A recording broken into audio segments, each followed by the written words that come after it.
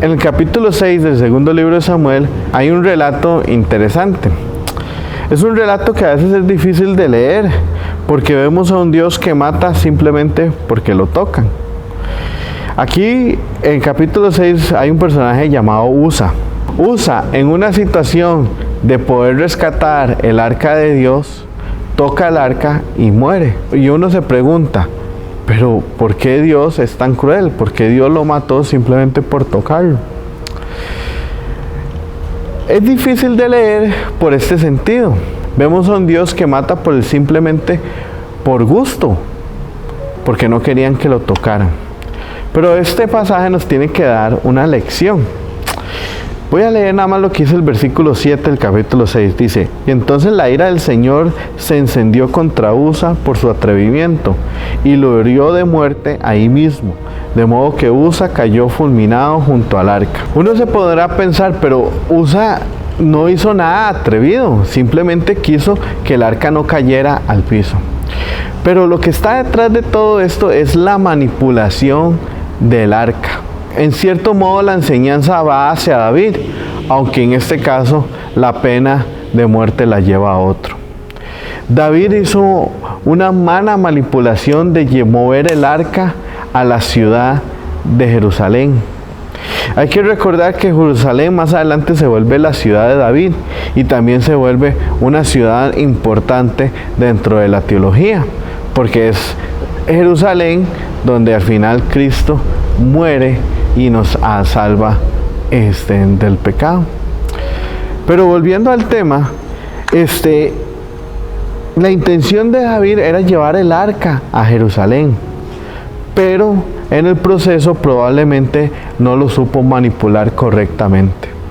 Entonces, al ver que los bueyes tropezaron y como el arca iba a caer, por instinto de este hombre, por instinto humano, tomó la iniciativa de salvar el arca, pero no fue la decisión correcta, ya que le causó la vida.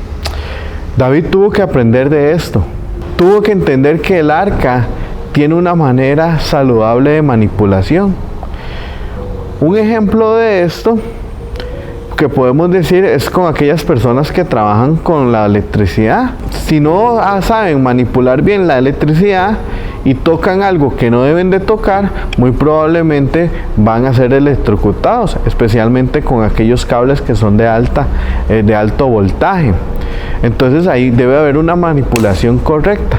Eso mismo es lo que estaba pasando con el arca. El arca necesitaba ser manipulado correctamente. A pesar de que David hizo un nuevo carruaje para llevar el arca, probablemente no supieron cómo manipularlo dentro de ese carruaje. David aprendió la lección.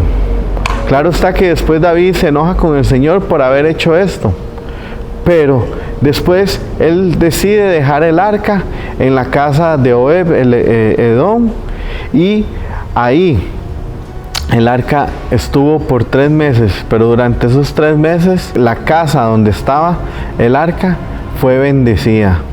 Y esto demuestra que el Señor, cuando las cosas se manipulan correctamente para Él nos bendice. Y esto es un ejemplo a nuestras vidas. ¿Cuántas personas más bien no han manipulado correctamente la palabra de Dios? Y al final Dios castiga ese acto. Por eso tenemos que manipular correctamente la Biblia, saber leerla, saberla interpretarla y saber cómo Dios bendice a nuestras vidas cuando nosotros tenemos un uso correcto de las cosas de Dios. Entonces yo los motivo a ustedes a que manipulemos de manera adecuada las cosas del reino de Dios, que seamos buenos oidores y llevemos el evangelio a las demás personas, que leamos la palabra de Dios y que la estudiemos como lo hacemos cada martes y cada jueves a través de estas cápsulas. Que el Señor los bendiga a cada uno de ustedes y sigan estudiando la palabra de Dios.